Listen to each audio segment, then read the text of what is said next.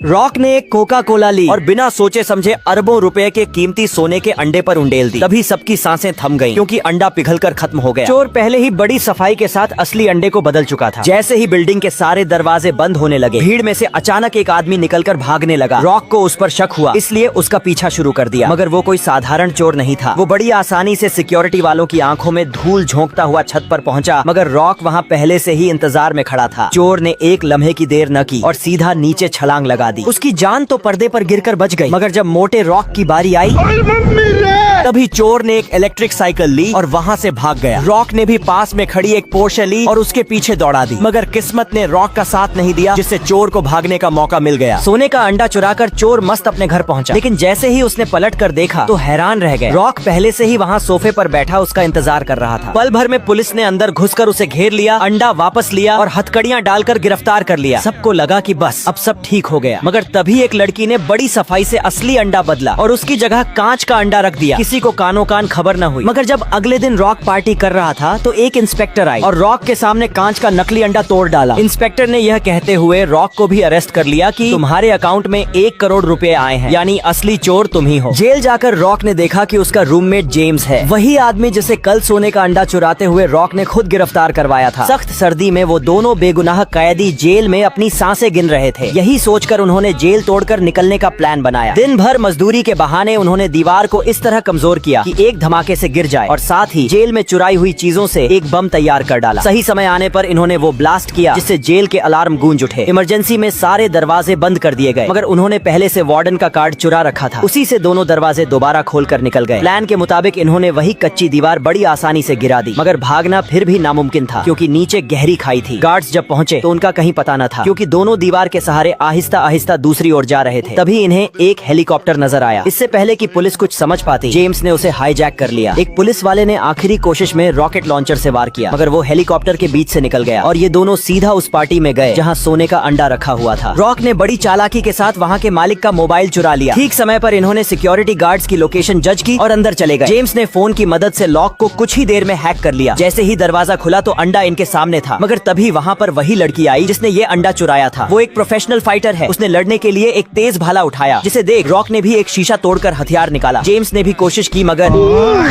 Part 2 के लिए subscribe करें।